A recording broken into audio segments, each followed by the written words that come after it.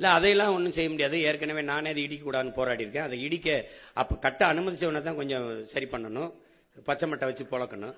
நீ அன்னைக்கு ஆக்கிரமிப்புன்னு 60 வருஷம் 60 ஆண்டுகளா வாழ்ற என் மக்களை இன்னைக்கு ஆக்கிரமிப்புன்னு சொல்றவன் யாரு?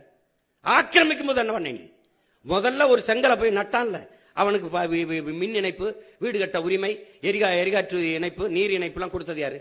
அந்த தெருக்கல்ல பாதை போட்டு கொடுத்த ஐயா வைக்க பேர் யாரு? அவன்கிட்ட வீட்டு வரி வசூலிச்சவன் யாரு? அப்ப இவ்வளவு காலம் வாழ விட்டு இப்பதான் ஆக்கிரமிப்பு உனக்கு இது பண்ணுதா? இப்ப இது ஆக்கிரமிப்புனா அந்த கடற்கரையில 4 கல்லறை இருக்குல்ல, அது ஆக்கிரமிப்பு இல்ல, அது கடற்கரை ஆக்கிரமிப்பு இல்லையா? அதை எப்ப இடிக்கிறது? யார் இடிக்கிறது? கடற்கரை தானே. உனக்கு எப்படி கல்லறையாச்சு? நீ என்ன தேச விடுதலைக்கு என் பாட்டை வாவுச்சி மாதிரி செக்கிழுத்தியா? இல்லை யாரு நீ? எங்க பாட்டை மருது வண்டி தூக்குள்ள தூங்குனியா? தீரன் சின்ன மலை மாதிரி தூக்குள்ள தூங்குனியா? இல்லை என்ன பண்ண? அது நான் இடிக்க மாட்டேன், அதுவா இடியும். அதுவா இடியும். அதனால ஏற்கனவே இருக்கிற நீர்நிலைகளை ஆக்கிரமிப்பு போக மீதியை நான் பராமரிப்பேன். புதிய நீர்த்தக்கங்கள் உருவாக்க அறிவு சமூகம் எல்லாரும் இருக்கிறீங்க. உலகத்துல இயற்கையின் அரும்பெருங்கொடையா நமக்கு தந்தது பள்ளிக்கரணை ஏரி. கடலின் நீர்மட்டம் எவ்வளவோ அந்த அளவிற்கு இதன் நீர்மட்டம் இருக்கும். அது அவ்வளவு பழுப்பு நில சதுப்பு நிலை ஏரி, அளவு விலை உயர்ந்த இறால்கள் மீன்கள் உருவாகிறது. உலக நாடுகளின் பறவைகள்லாம் வந்து உணவு உண்டு பறந்து சென்றது. அப்படி ஒரு ஏரியை யாராவது குப்பையை கொட்டி மூடணும்னு யாருக்காவது இப்ப எந்த கொம்பை வந்தாலும் அதை புனரமைக்க முடியாது, சீரமைக்க முடியாது. இருக்கிற கொஞ்சோண்ட பாதுகாக்கலாம், அவ்வளவுதான். மீதி எல்லாத்தையும் ஏரிக்குள்ள ஒரு சாலையை போட்டு பிரிச்சு அங்கங்கேயும் அப்படியே நெருக்கி குப்பையை கொட்டி மூட்டிட்டான். எந்த மூளைங்கிற உறுப்புலாதவங்க கூட அதை செஞ்சிருக்க மாட்டான். அந்த ஏரியை குப்பைமேடா ஆக்கலாம்னு. நீ குப்பையை கொட்டு, வேற ஒரு பொது இடத்துல கூட கொண்டு கொட்டு வை, ஏரிக்குள்ள கொட்டலாம்னு யாராவது சிந்திப்பானா? யாராவது? எப்படி கால கொடுமை இதெல்லாம் நினைச்சு பார்த்தாலே நெஞ்சு வெடிக்கும். அதை விட்டுருவோம், வேற ஏதாவது கேளுங்க. ஆனா பால் மற்றும் பால் பொருட்களுக்கு தனியா தொழிற்சாலை அமைப்புன்னு சொல்லியிருக்கீங்க.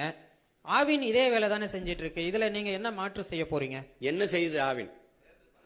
பால் மற்றும் பால் பொருட்களை தயாரிக்குது, வெளி மாநிலங்களுக்கு வெளிநாடுகளுக்கு ஏற்றுமதியும் செய்யுது. எங்க செய்யுது? நீங்களும் செய்யறீங்க. பால் எங்க இருந்து எத்தனை பேருக்கு வேலை கொடுக்குது? பால் எங்க இருந்து வாங்குது? அது எங்க இருக்கு? தயாரிக்கிற இடத்துக்கு என்னை கூட்டிட்டு போங்க, அந்த பால்ல இருந்து இவ்வளவு தயாரிச்சு இப்படி ஏற்றுமதி செய்யுது, இப்படி பண்ணுதுன்னு. குஜராத்ல இருந்து அமுதம் பால் வாங்கிட்டு இருக்கு, எதையாவது போயிட்டு இருக்குது. ஆந்திரால இருந்து பாலை வாங்கிட்டு இருக்குது அரசு. என்கிட்ட வந்து சொல்லிட்டு இருக்கீங்க, அது இருந்தா நான் ஏன் செய்யறேன்? அப்ப நீ அதான் செய்யறேன்னா நீ ஆடு மாடு வைக்கிறது அசிங்கம்ங்கிற, என்னை அசிங்கம் 4 கோடி 3 கோடி லிட்டர் பாலை கொண்டு வருவோம்ங்கிறாரு. எங்க குழாயில இருந்து பிச்சுவீங்களா, மாட்டுக்காம்பல இருந்து பிச்சுவீங்களா? எங்க இருந்து பிச்சுவீங்க?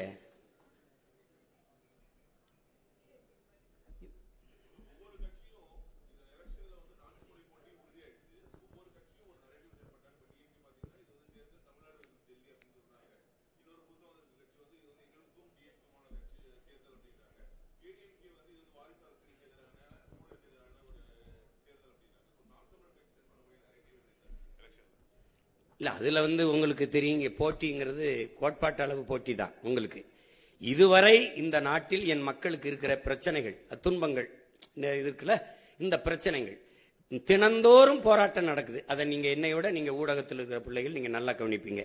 ஆசிரியர்கள், படிப்பிக்கிற ஆசிரியர்கள் பாதையில் நிற்கிறாங்க, மருத்துவர்கள் வீதியில் நிற்கிறாங்க, செவிலியர்கள் வீதியில் நின்று போராடுறாங்க, வேளாண் குடிமக்கள் போராடுறாங்க, போக்குவரத்து தொழிலாளர்கள் போராடுறாங்க, துப்புரவு பணியாளர்கள் போராடுறாங்க.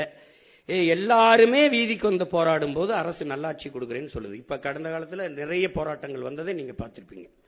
அப்போ அது என்னன்னா, இந்த போராட்டங்களை எல்லாம் கையெடுத்தது யார்? இந்த பிரச்சனைகளை எங்களுக்கு திணித்தது யார்? இவ்வளவு பிரச்சனைகள் இருக்குதே, இதை தந்தது யாருன்னா இவர்கள் தான். இதையெல்லாம் தந்தவர்கள் இவர்கள், இதை தீர்க்க வேண்டும் என்று வந்தவர்கள் நாங்கள். அதுல இருக்கிற வேறுபாடு புரியுது. இவங்க 3 பேரும் ஒரு இலவசம் இருக்காங்க, நாங்க இல்லைன்னு இருக்கோம். இப்ப யாராருக்கும் போட்டின்னு தெரியுது. அது ஒரு கரை, இது ஒரு கரை. அவர்கள் திராவிடர்கள்ங்கிறாங்க, நாங்க தமிழர்கள்ங்கிறோம். அவங்க இருமொழி கொள்கைங்கிறாங்க, நாங்க ஒரு மொழி கொள்கை, விரும்பினால் எம்மொழியும் கற்போம்ங்கிறோம். அப்ப ஒவ்வொன்றிலையும் மாறுபடுறோம். இதுக்குள்ளதான் போட்டி இருக்குமே ஒழிய, நீங்க இப்ப இலவசம்ங்கிறாங்க, இலவசம் பெற வேண்டிய ஏழ்மை வறுமை நிலையில் இல்லாத வாழ்க்கை தரத்தை உயர்த்துவேங்கிறேன், நான் அதை கொடுப்பேங்கிறேன். நான் இலவசம் தரேன், கல்வி மருத்துவம் தூய குடிநீர் தரேன், மற்றதெல்லாம் இலவசம் தர முடியாதுங்கிறேன். அப்ப இந்த கோட்பாட்டு அளவில் நாங்க மாறிபட்டு நிக்கிறோம். இதுக்குள்ளதான் போட்டி இருக்க முடியும். இந்த நாட்டில் இருக்க எல்லா பிரச்சனைக்கும் ஒன்னு காங்கிரஸ், பாரதிய ஜனதா, திமுக, அதிமுக, இது நாளை தவிர வேற யாரும் இருக்காங்களா? அப்ப அதனாலதான் இது நாளை எதிர்த்து நாங்க நிக்கிறோம். இப்ப உங்களுக்கு விளங்குதா? அப்ப அதுல அவங்க குறிச்சுக்கிறாங்க, எங்களுக்கு இவங்க எதிரி, இவங்க அது எதிரின்னு. இப்ப என்டிஏவுக்கு தமிழ்நாட்டு அரசியல்ல என்டிஏக்கு என்ன பிரச்சனை வருது? இங்கே ஐயா ஸ்டாலினை வீழ்த்தி எடப்பாடி வர்றதா, எடப்பாடி ஐயா வீழ்த்தி ஸ்டாலின் ஐயா வர்றதா, திமுகவா அதிமுகவா, பிசாசா பேயா? பேயை விட்டுட்டு பிசாச கல்யாணம் பண்றதா, பிசாச விவாகரத்து பண்ணிட்டு பேயை கல்யாணம் பண்றதா? இப்ப நாங்க இந்த பேயை தள்ளிட்டு ஒரு தேவதையை உட்கார வைக்கணும்னு நினைக்கிறோம். தீமைக்கு மாற்று தீமை இல்ல. நபிகள்கிட்ட கேட்கிறாங்க, தீமை எப்படி ஒழிப்பீங்கன்னு. நான் நன்மையை வச்சுதான் ஒழிப்பேன்னு. இப்ப நன்மை யாரு? இப்ப அதிமுக திமுக ரெண்டும் வெவ்வேறு கட்சி. இப்ப திமுக 11 அமைச்சர்கள், அதிமுக அமைச்சர்கள். சொல்லணுமா, பேர் சொல்லணும்னு இல்ல. இப்ப கூட புதுசு புதுசா கொஞ்சம் பேர் போய் சேர்ந்து இப்ப அடுத்த அமைச்சரவை வந்தா அதுலயும் அவங்க. அப்ப ரெண்டு வெவ்வேறு கட்சின்னு எப்படி சொல்றீங்க? கொடியில வண்ணம் மாறும், கொள்கையில என்ன மாறி இருக்கா? இங்கேயும் டாஸ்மார்க் இருக்கும், இங்கேயும் இருக்கும். இங்கேயும் ஊழல் லஞ்சம் ஊழல் லஞ்சிருக்கும். இங்கேயும் மலையை வெட்டுவாங்க, மணல் அள்ளுவாங்க. எல்லாம் உங்களுக்கு அதேதான் தொடரும். அப்போ ஆள் மாறும், ஆட்சி மாறும், ஆட்சி முறை மாறாது. அப்ப ரெண்டும் ஒரே கட்சி தான். இங்க வந்து சேரும்போது தாய் கழகத்துக்கு வந்துட்டோம், அப்புறம் அங்க போனா நாங்க சேய் கழகத்துக்கு போயிட்டோம். இப்ப தாயை போலதானே பிள்ளை இருக்கும், நூலை போலதானே சேலை இருக்கும். இது சொர்ணாக்காவா இருந்தா இது மட்டும் என்ன தேவதையாவா வந்துடும்? இது குட்டி சொர்ணாவா தான் இருக்கும். அப்படித்தான் இந்த கட்சிகள். அதனால இந்த கோட்பாட்டு அளவுல நாங்க முரண்பட்டு நிக்கிற போது அவங்க ஒரு முனையில இருக்காங்க, நாங்க எதிர்முனையில இருக்கோம். அவங்க சூலாயுதமா இருக்காங்க, நான் வேளா இருக்கேன்.